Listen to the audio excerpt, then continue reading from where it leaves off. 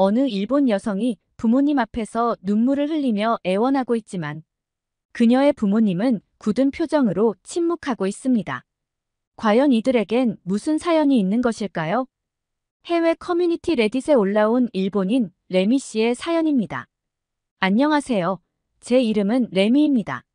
저는 부모님의 반대에도 불구하고 현재는 한국에서 살고 있습니다. 부모님과 떨어져 한국에서 홀로 살아가는 것이 가끔은 외롭고 힘이 들 때도 있지만 그럼에도 제가 한국을 떠날 수 없는 수많은 이유들이 존재합니다. 한국과의 인연은 제가 고등학생일 때 처음 시작이었어요. 그 당시 일본에서는 K-팝이 유행이었고 저도 친구 때문에 우연히 알게 된 K-팝에 빠져 있었어요. 그리고 언제부터인가 제 꿈은 한국에 꼭 한번 방문하는 것이었고 기회가 된다면 대학교도 한국으로 진학하고 싶은 생각을 하기도 했습니다. 이런 저에게 하늘이 선물해 주신 것 같이 너무 좋은 기회가 찾아왔는데 바로 학교의 수학여행지를 한국으로 갈 수 있게 되었다는 소식을 들었어요. 원래 저희 학교는 학교에서 일률적으로 수학여행지를 결정해서 학생들에게 알려주고 수학여행 참가 여부에 대해서만 신청서를 제출했었어요. 그래서 원치 않는 수학여행지를 어쩔 수 없이 다녀올 수밖에 없었어요. 그런데 수학여행지가 마음에 안 든다고 친구들은 모두 다 참가하는데 혼자서만 안 가는 것도 이상하다고 생각해요. 그러다 보니 대부분 학생들은 수학여행에 참가하는 분위기였지만 원하는 나라로 수학여행을 간다면 더 좋았을 거라면서 학생들의 아쉬움이 컸어요. 그런데 그 당시 교장 선생님이 새로 오셨는데 교장 선생님께서는 수학여행에 대해서 남다르게 생각하시는 분이셨어요.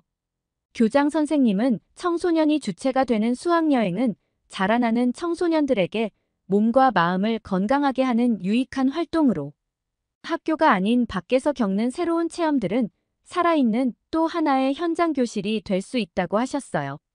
게다가 수학여행은 견문과 지식의 함양은 물론이고 기분 전환을 하면서 자기를 돌아보는 기회가 될 수 있는 중요한 활동이기 때문에 수학여행지만큼은 학생들이 직접 선택할 수 있도록 하여야 하고 학생들이 희망하는 곳에 수학여행을 갈 수 있도록 자율성을 부여해야 한다고 하셨습니다. 그 이유는 고등학교 해외 수학여행에 참가한 학생들의 만족도가 사후 학습에도 큰 영향을 미치기 때문이라고 하셨어요. 그래서 그 해부터 저희 학교는 수학여행 목적지의 선택지가 미국, 영국, 한국 등으로 다양해졌고 학생들이 희망하는 수학여행지를 직접 선택할 수 있게 되었답니다. 물론 나라마다 비용은 다 달랐어요. 저는 수학여행지를 선택할 수 있다는 소식을 듣자마자 같은 반 친구들과 함께 약속이나 한 듯 얼싸안고 눈물을 흘리며 좋아했습니다. 그토록 가보고 싶었던 한국에 갈 수 있게 되었으니까요. 저희 반 여학생들은 대부분이 한국으로 수학여행을 가고 싶어 했어요. 그 이유는 묻지 않아도 아실 것이라고 생각해요. 친구들 사이에 K-팝을 비롯해 한류 컨텐츠들이 인기가 매우 높았고 게다가 떡볶이, 김밥, 탕수육, 짬뽕 등 한국 음식의 인기까지 높다 보니 모두가 꼭 한 번은 한국에 가보고 싶다는 생각을 갖고 있었어요. 그래서 수학여행을 기회 삼아 한국에 반드시 가야겠다는 생각을 갖고 있더라고요.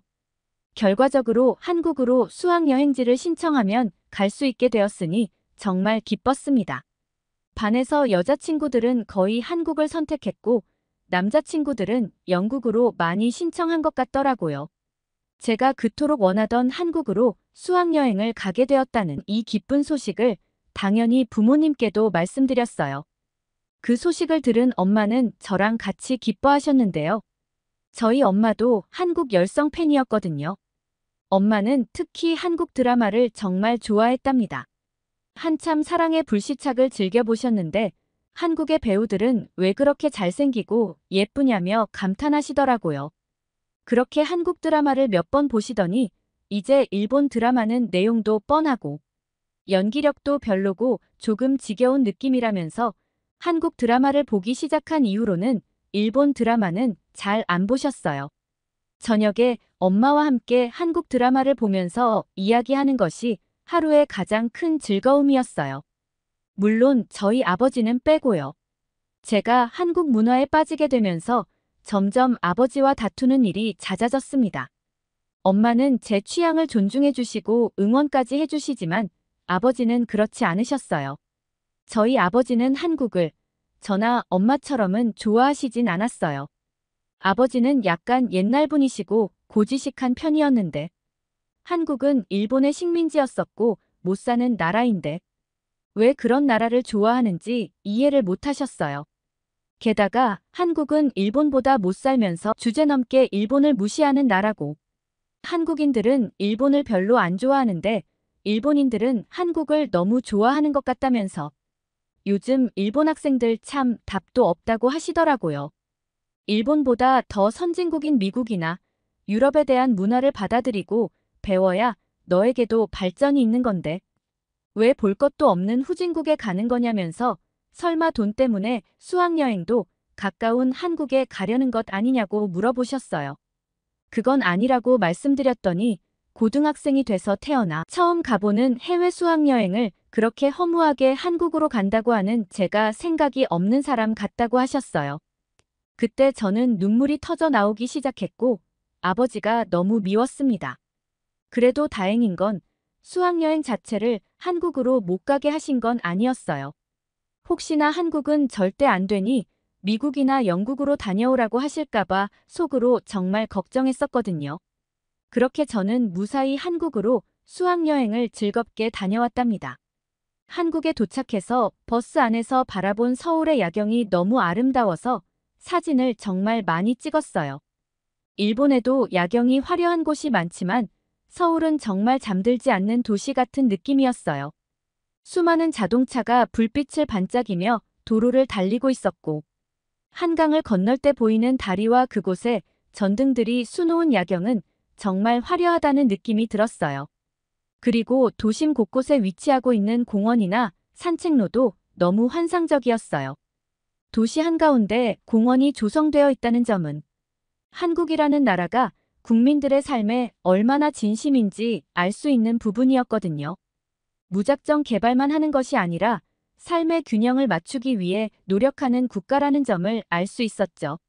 처음에는 K-팝에 대한 관심으로 한국에 왔지만 한국이라는 나라가 가지고 있는 분위기와 맛있는 음식들, 그리고 친절한 사람들 모두에게 반하게 되었어요. 한국에서의 수학여행은 제 인생에 있어서 최고의 순간으로 기억되었어요.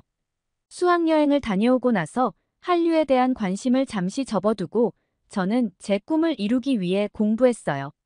저는 어렸을 때부터 장래 희망에 대해서 깊게 생각을 해보진 않았어요. 나는 어떤 사람이 되어야 할까 고민하다가 법대에 가기로 했어요.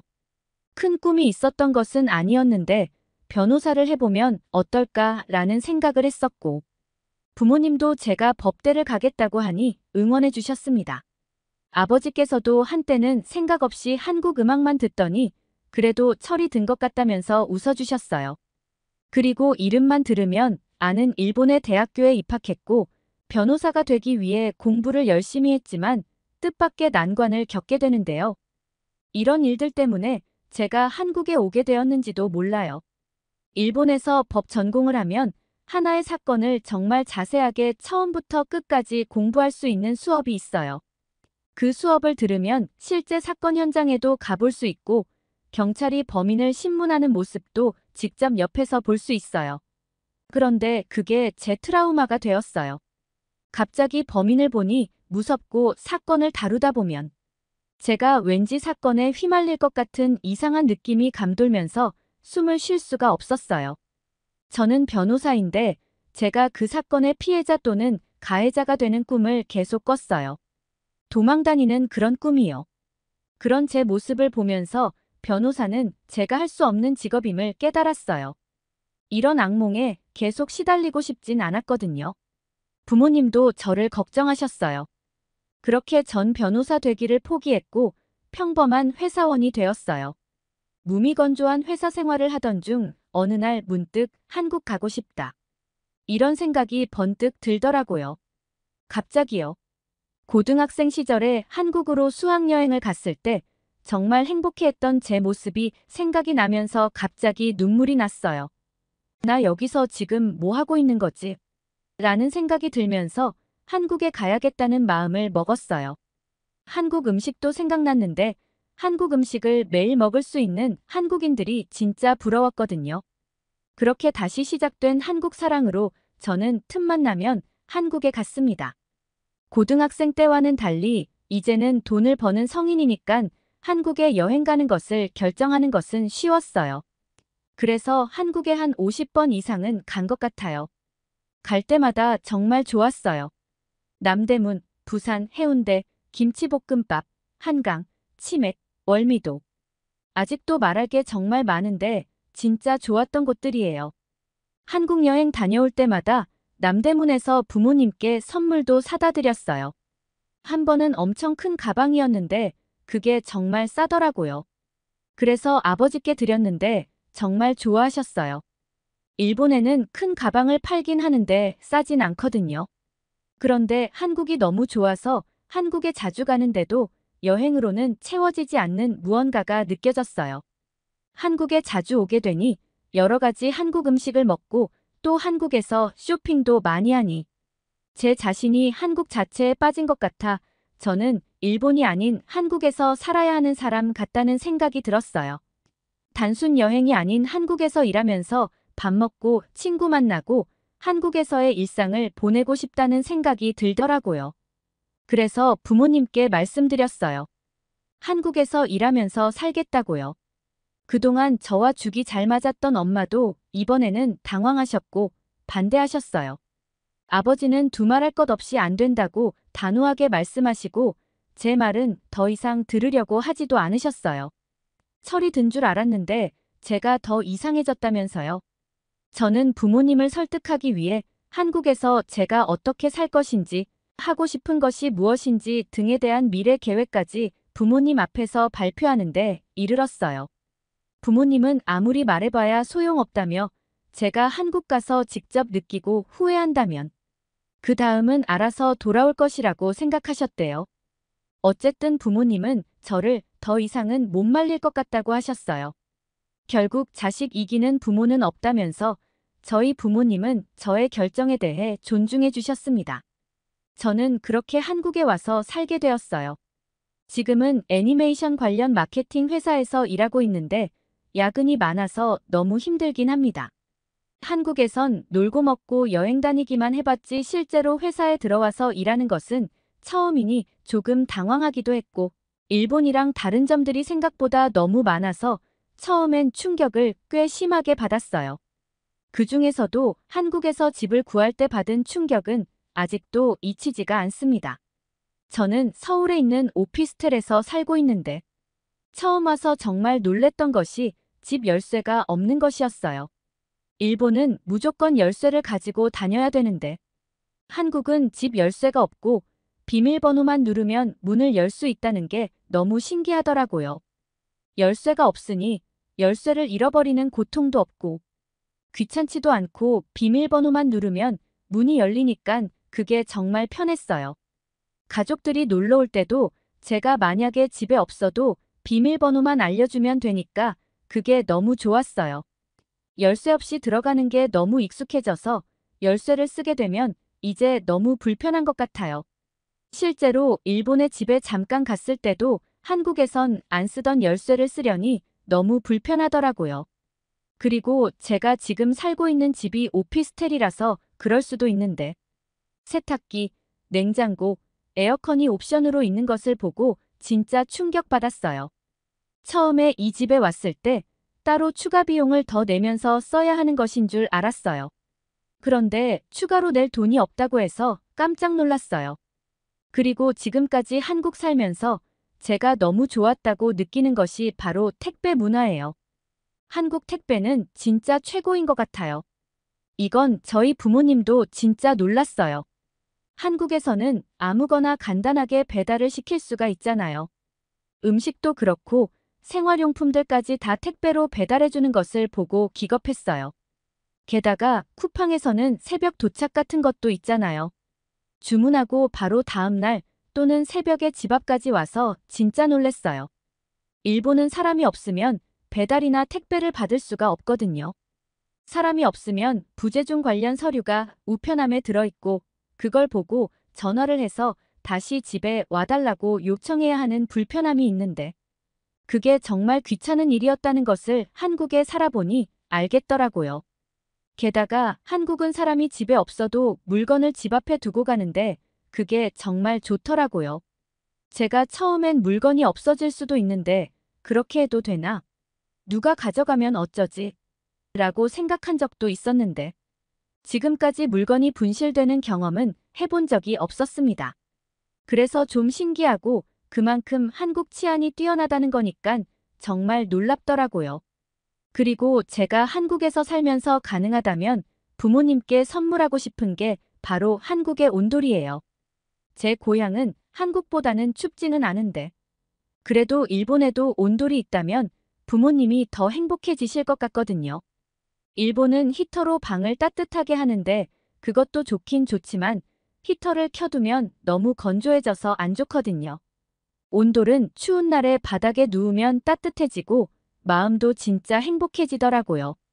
그래서 온돌이 너무 좋아서 부모님 생각도 났고 부모님께 선물할 수만 있다면 꼭 해드리고 싶을 정도예요. 한국에서 살면서 제가 느끼는 것은 한국은 정말 생활하기 편리한 곳인 것 같아요. 그래서 저는 다시 일본에서는 못 살 것 같다는 생각이 들어요. 아마 일본에서 변호사가 되었다면 돈도 더 많이 벌고 부자로 살았을 수 있었겠지만 변호사를 포기하고 한국에 온 것을 한 번도 후회한 적이 없답니다. 지금 다니는 회사에서 야근하는 것이 힘들어 만만치 않다는 느낌을 받기도 하지만 그래도 제가 원하는 한국에서 살고 있다는 사실만으로도 만족해요. 그리고 요즘은 제가 한국어 실력도 꽤나 늘었는데 가끔 제게 혹시 한국인이냐고 물어보면 그때 기분이 너무 좋더라고요. 가끔은 한국에서 사는 것이 가끔 외롭고 힘들 때도 있지만 한국에 있다는 것 자체가 저에겐 가장 큰 행복이란 것은 분명한 사실이랍니다. 오늘의 사연 어떠셨나요?